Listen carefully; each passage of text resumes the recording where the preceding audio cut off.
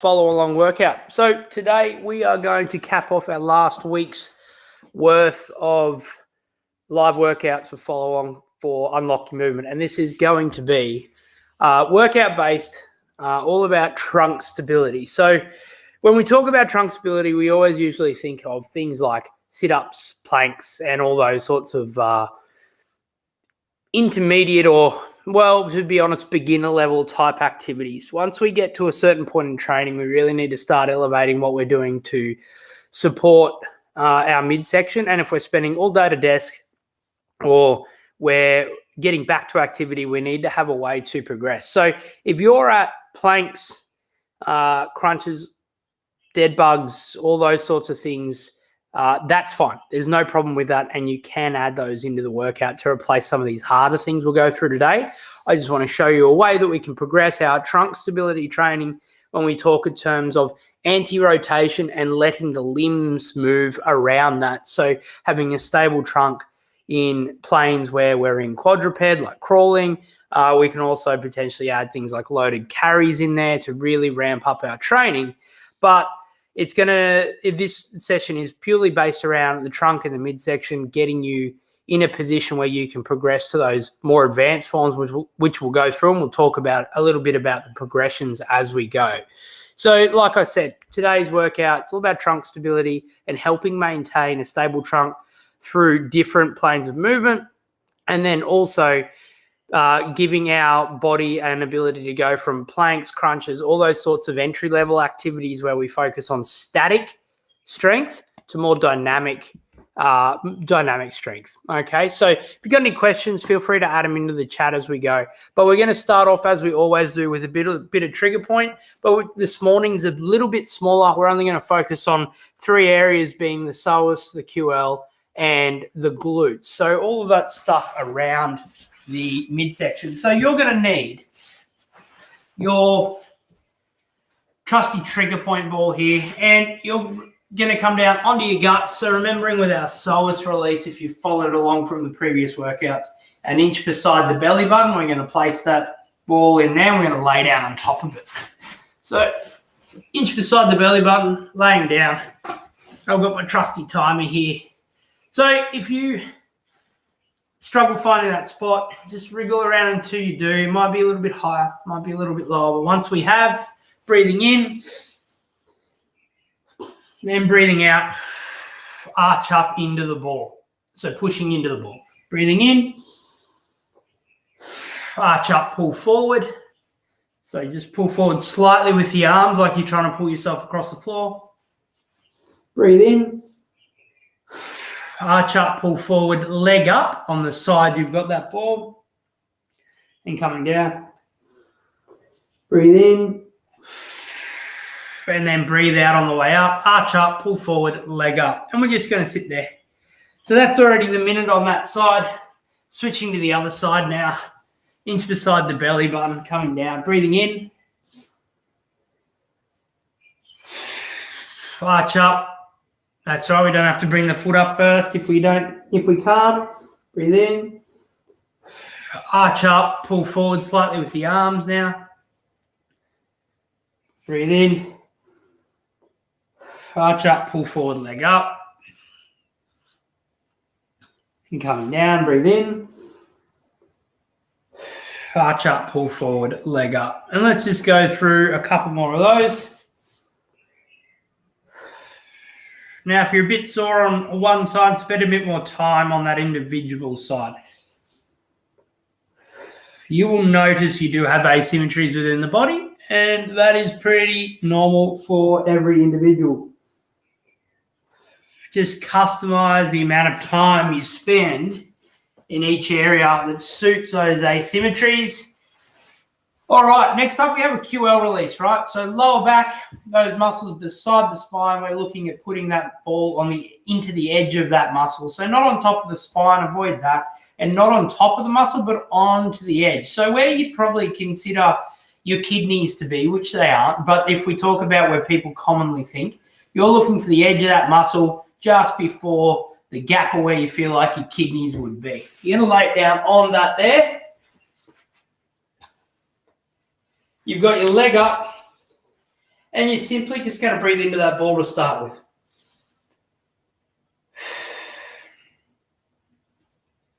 Wriggle around if you need to find that spot. Breathe in, into the ball, so into the belly. And then once you feel like that's releasing, you can wriggle around and try and get a little bit of an extra release by slight cross frictions and also a bit more breathing.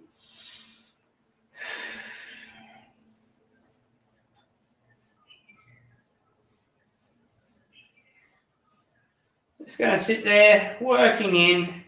So these muscles here will commonly get really tight if you spend a lot of time at the desk. Due to the glutes switching off, hammies and lower back get tight because we're in that forward flexion position. And they often feel like where the pain is. So when we look at where the pain is, we can switch it over now, team. When we look at where the pain is, the problem usually isn't. So if our lower back's sore or our hamstrings are chronically tight, if we look at the central point or central theme, our glutes, maybe it's tight hips or maybe it's poor trunk stability on that anterior chain. So we talk about what we call abs. But what that is just poor trunk stability. So everything is switching off, and those, because we're in forward flexion loading lower back and the hamstrings are getting shortened, we then feel the pain there and then we just treat the pain. So we get in there, roll the back out like we're doing now, but then we do nothing else around it. Or we go back and get manual therapy around that area and we treat the pain but not the problem. So being very mindful now, we'll go into a glute release. Back pocket of the top of the back pocket of the jeans, we're going to wedge that ball in there and we're going to just come up, start clamshells. So being mindful of where pain is, the problem usually isn't. So thinking of this as a body in its entirety, not just treating the pain. Yes, treat the pain and relieve the pain as you can, but then you need to treat the problem as well. So if you've got sore lower back, tight hamstrings, look at glutes, trunk stability, anterior chain, so your abs, and tight hips. Treat those areas, and we should notice if you've gone through the follow-along workouts for Unlock Your Movement, we treat all of that holistically by going through that mobilize and stabilize approach. Now, I've rushed through this because we've been coaching this the last couple of days, but we're going for clamshells, kicks, and then we're also going to pivot. So we're going to draw some circles on the ball and changing it over. So back pocket, top of your back pocket of your jeans, find that, wedge yourself in against it. So we're not sitting right on top of the ball. We're wedging in there. And we just go through the clamshells, kicks, and pivots. All right? So you just roll through. You can see this is relatively comfortable for me. Some of you guys might be grimacing whilst doing it. That's okay too. I've been doing this for a while, and this becomes a pretty ready state at which my body can just sort of jump on, do a bit of trigger point, and get ready for the workout or the rest of the movements. So we talk about the mobilize, stabilize, and integrate approach. We're deep into the mobilize approach. We're using the trigger point phase here. Then we'll go through a couple of trunk stability and mobility drills, which will help stretch and lengthen everything out. And then we'll go through stability and integration. Now, we're inside today too. So preference for this type of stuff would be outside, particularly for this style of workout, because we can add things like kettlebells, dumbbells, and weights to do our loaded carries. Now, loaded carries have a huge crossover to stability for people who want to run, just day to day. So postural control, it's a great indicator of how strong we are through our trunk. So don't be afraid to get some heavier weights and then take it outside and do some walks on the flat first. So farmer's carry, which we can talk about, or then some backwards walking up hills as well, which will really help accelerate our progress. But moving on to a bit more of a mobilize, stabilize, and integrate approach now. We're going to go through two types of bretzels today. So we probably touched on bretzels earlier in the week. And then we're going to go through some trunk stability work we can do with our roller. So this workout's going to be quite quick, but we'll talk about regressions and progressions and things you can do if you're not quite at the level, but you can also see what the standard you should aim for is. So first one is just our standard bretzel, where we're laying across laying on our back, and we're going to bring the knee across our body. Now we're going to bring that to the floor. If we can't get that to the floor, we can chalk it up with a foam roller or a yoga block. There's nothing wrong with that. From there, bending that bottom leg and grabbing hold of the ankle, not the toes, the ankle, and then on the breath on the breath out, we're going to rotate open. Now you're going to use your eyes to look over that shoulder you're trying to pull to the floor, and you're going to focus on the breath.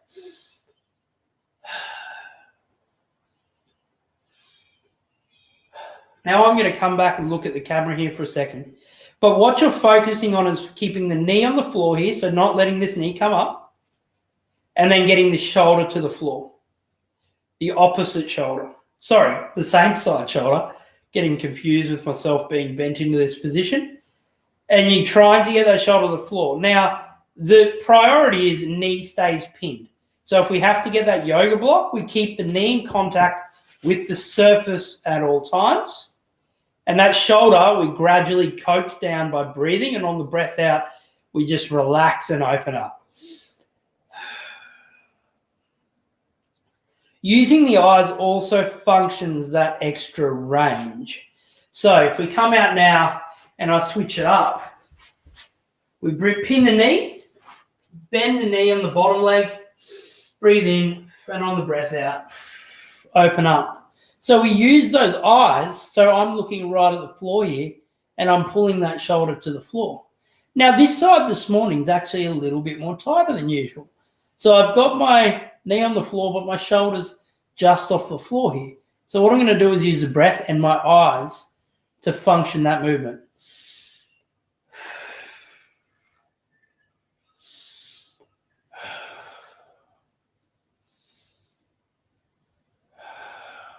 Now, you probably can't see it because it's little movements on the camera, but what I've done over the course of about 3 breaths is I've got my shoulder back to the floor. Good, and coming out. So you can follow that breath sequence and use those eyes to function the movement around. So if you've got any questions about regressions, progressions, feel free to chuck them in the chat. We can go through them. Next one we have is Bretzel 2. So we're going to get in a 90-90 position. So instep of the foot tucked into the knee, and we're like so. So if we look at it, we're like this. Now what we're going to do, that forward pointing leg, we are going to rotate that side and put our hand in line with our hip. So we're going to be about, I'd say that's roughly 30 centimeters. So a foot, the hand is a foot distance away from the body. Now from here, which we can move this if we need to, we're just going to breathe in, and on the breath out, we're going to swoop this bottom arm underneath, okay? So breathing in. And getting that shoulder to the floor. Now your back might crack, it might adjust like mine just did. But the idea is getting that shoulder to the floor. And we're simply coming in and out.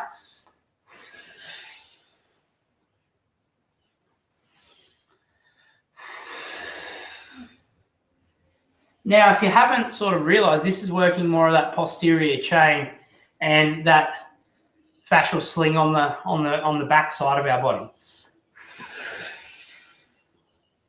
I'm going to go through one more. And all we need to do to change it up is literally rotate our knees. So you guys can see, we're back in that 90-90 position. We rotate, breath in, shoulder to the floor, and there's another adjustment on the old spine. Breathing in.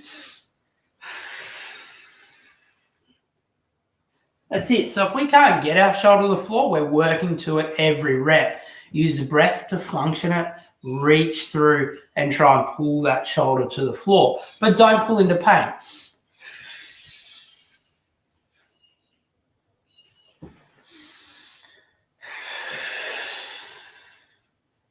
And coming out of that. So the next up we have is roller rotations. Now this is a really good exercise. Sorry, before we kick on. So if we've got tight lower back or we struggle with sitting at a desk all day, those 2 particular stretches that we just went through would be my pick or go-to in order to get up from our desk and give ourselves a tune-up throughout the day. So feel free to take those into your day. Now, next thing we're going to use is our foam roller here.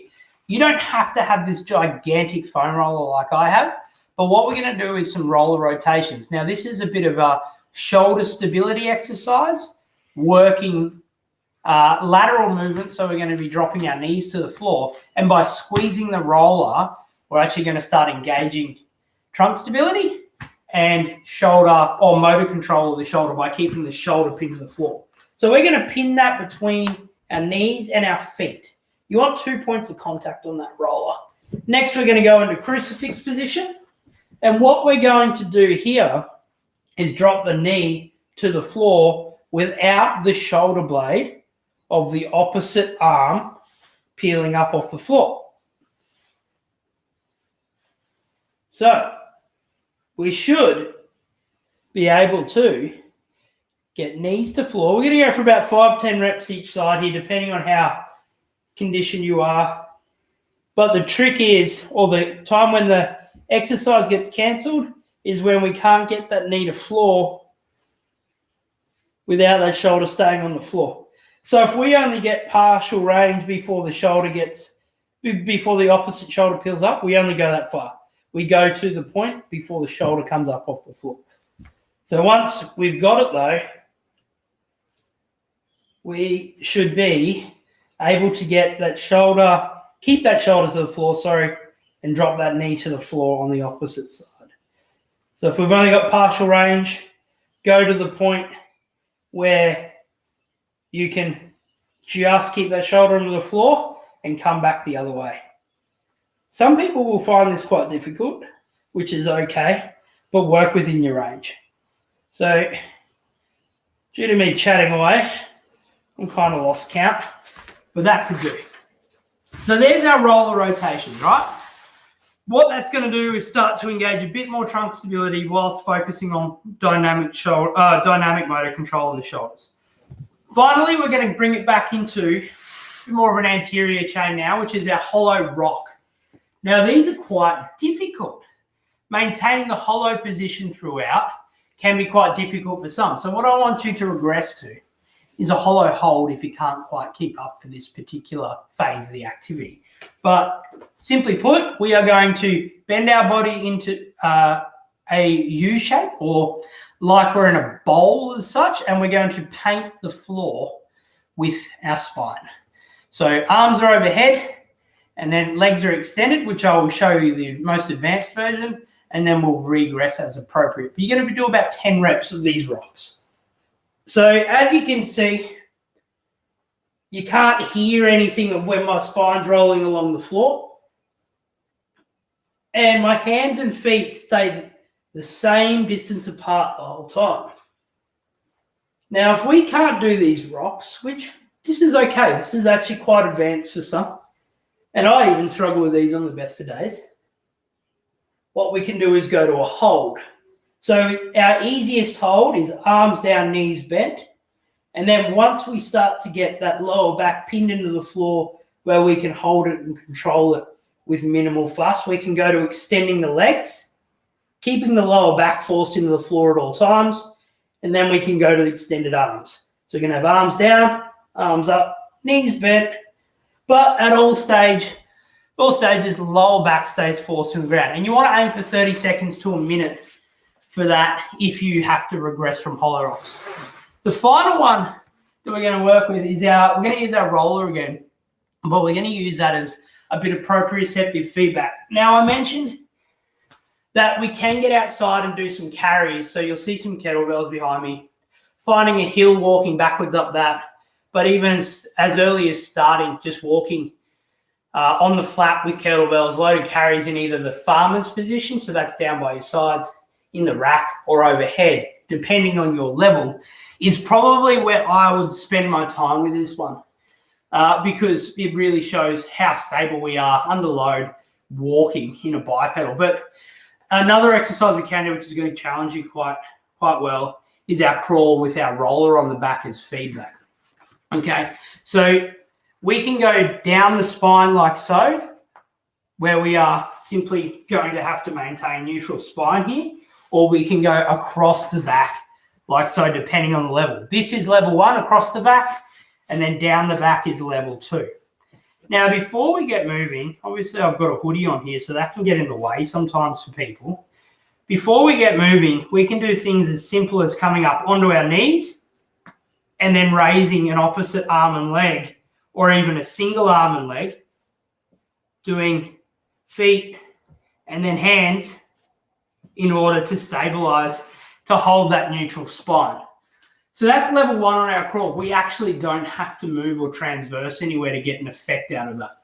The next stage is crawling forwards, and the final stage is being able to crawl back to the start position that we came from. So I'm going to crawl out of camera angle here for a second, and we're going to aim for about 20 meters total if we have it in us, but I'm just going to go up and back for 5 meters just due to the ease of this. So while I'm talking, you can keep moving, doing your things, and you can choose whether you're going to stay stationary and try opposite hand and foot coming off the ground, or even if we can only get one hand, the other hand, and then feet following that one after the other, that's okay too. So placing that roller where you get the points of contact on your bum, back, and head, we can then move forward. And moving slowly is the trick here.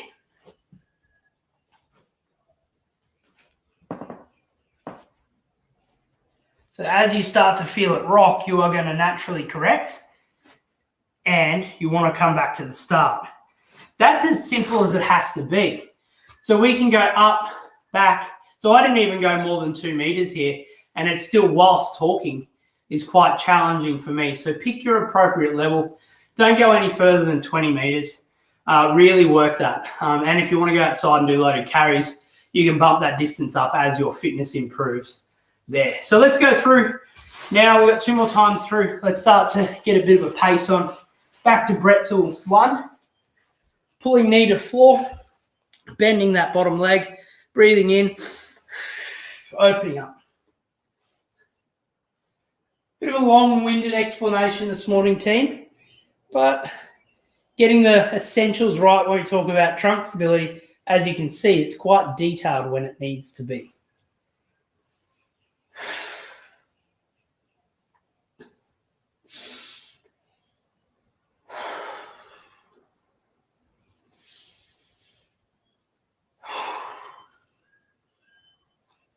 Breathing into the belly, don't forget that. All right, and other side. Pin the knee, bend the leg, breathe in, open up. Focusing on the breath into the belly.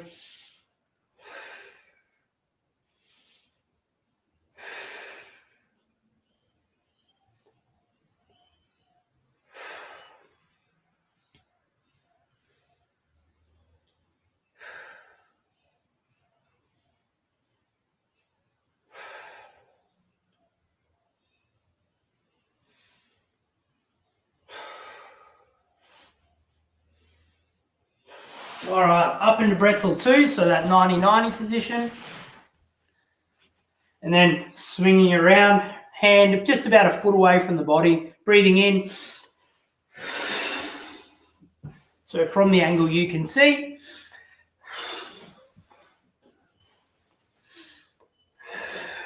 Now, if you're finding extra range there, you've got that shoulder to the floor. There's a little advanced move we can do, starting to extend that front leg.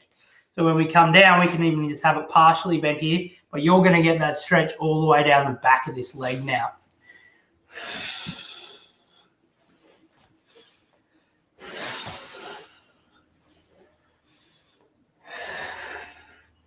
Let's go 2 more.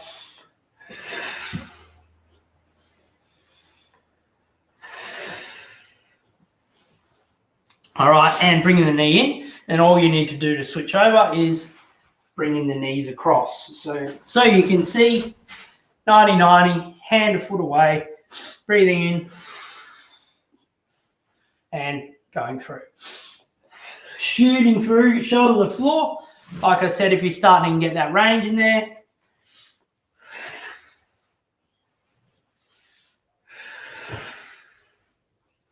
Legs extended. I'm feeling that all the way down now.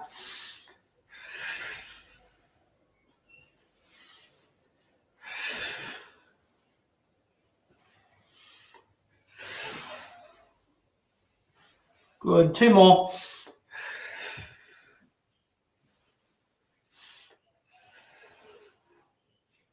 And coming out nice and easily. Back to roller rotations. So at any stage, you can just have a breather in this if you need to, but it shouldn't be working to the point you have to have 2 to 3 minutes rest between sets. This should flow nice and naturally. So shoulder stays pinned to the floor on that opposite arm and vice versa.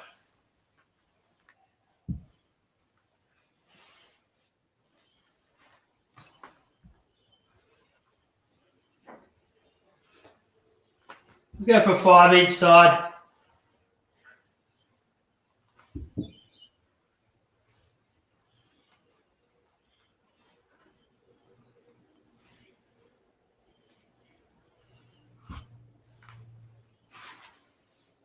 And as you can see, the last couple of reps, the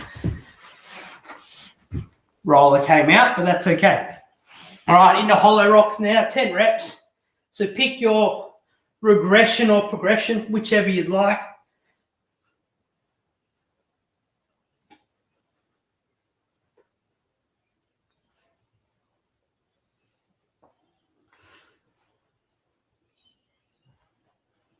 And there's 10.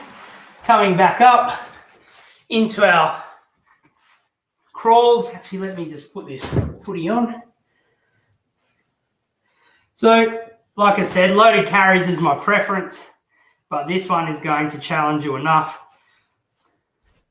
And then if you feel it tip like I just did there, you've got to fix it.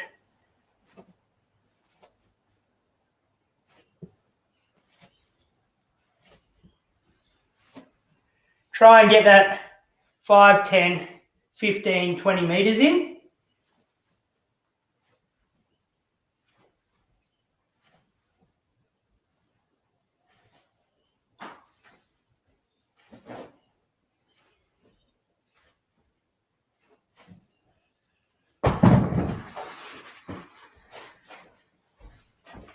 And you would have heard that foam roller sort of slap down on the floor there. That's because it fell off my back, so I'm only doing forwards crawls today. My hips are a bit tight, so you'll notice some days you'll nail your crawl and you'll be able to go for a good decent amount of distance, and you might even be able to come back some days. Everything might be nice and stable and working well. And then some days you just might be a little bit flat or a little bit less efficient. So don't be afraid to adjust based on how your body's moving. This isn't about flogging yourself. It's about progressing where your brain and body allow you to. So let's go through last round now. Pinning the knee, bending the knee into the bretzel. So breathing in, opening up and using that breath. So hopefully by now you're getting close to the floor with that shoulder, with that opposite shoulder. Remember, this knee stays pinned to the object, whether it's a yoga block or the floor, at all times. And you're just breathing in. Into the belly. Not into the chest, into the belly.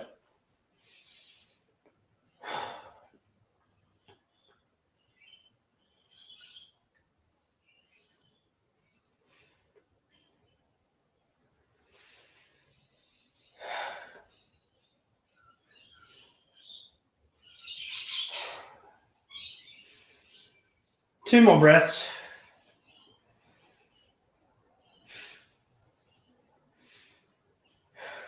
And switch it over. Pin the knee, bend the bottom leg, open back up. Really focus on the breath now, into the belly.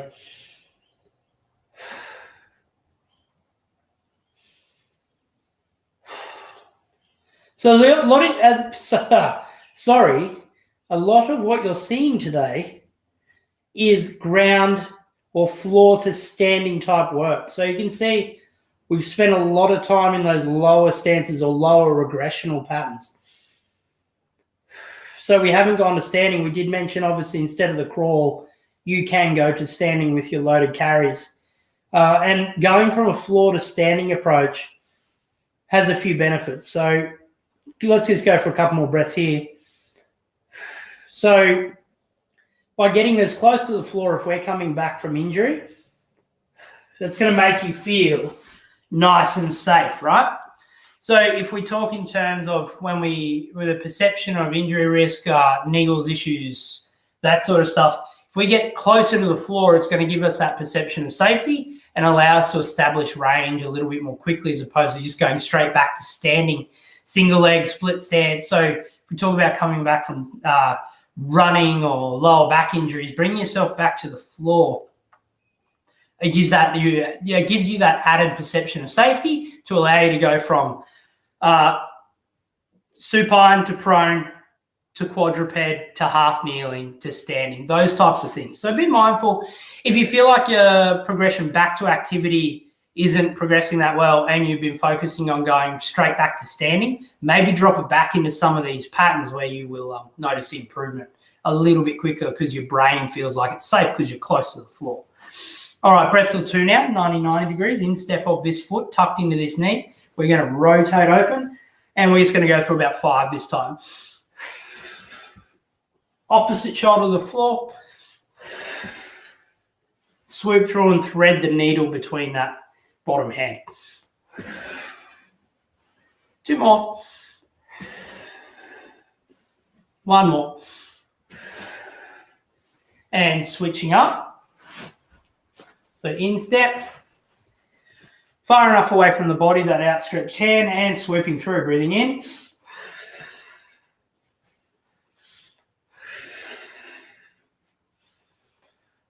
Let's just go for 5 again. Should be feeling pretty warm now.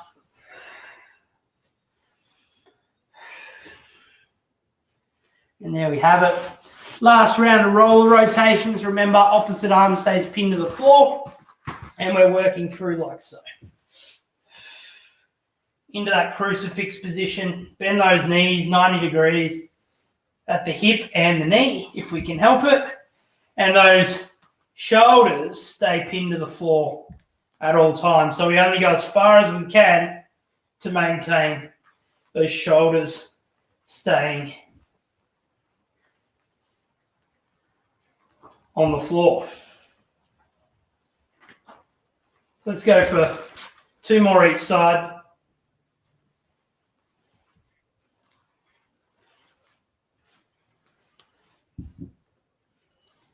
And there we have it. Let's go into hollow rocks now. So choosing our hollow holds from our easiest version. Lower back must stay forced into the floor. So we've got then got arms extended, then legs extended, and then we've got our full hollow rock. So choosing your level. If we're on a hold, we want to aim for about 30 seconds. And if we're on a rock, we want to go for about 10 reps.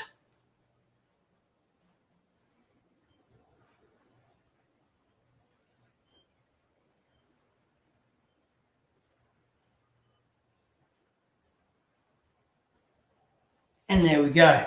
All right, final one's our crawl. Before we get into it, we talk about carry positions now. We got farmers, rack, and you can't even see me in the camera because we've been working on the ground, but then our overhead. Now this is tall kneeling as well. So if you're looking at advancing your trunk stability training, you've got those sorts of pressing options as well in tall kneeling, half kneeling, and that sort of jazz that will take you up another level as well before you even get to standing again. Plenty of options there, team. If you've got any questions, just chuck them in the comments. Now, making this gigantic roller fit between my lower back, this is the easiest and most regressed option. But with a big roller, it's quite difficult. We're doing that 5, 10, 15, 20 meter crawl, whatever we've got in us today. And off we go.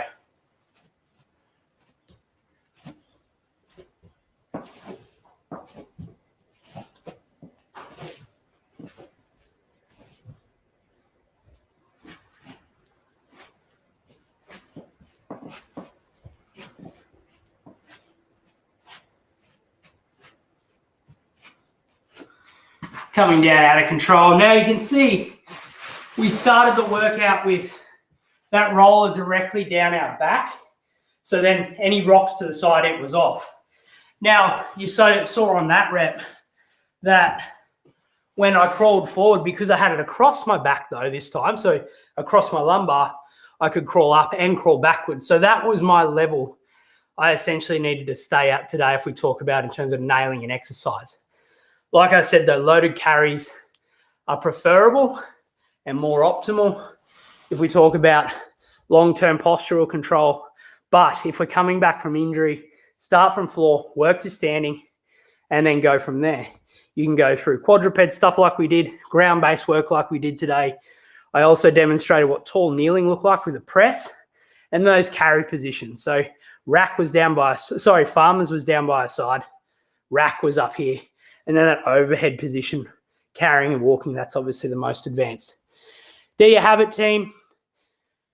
That is trunk stability workout, 35, 36 minutes total. And that gives you an insight on how to bring in good, strong trunk stability if you spend a lot of time at the desk or in a sedentary role or you're coming back from injury. Floor to standing, nice and safe. Pick the ones that work for you and progress from there.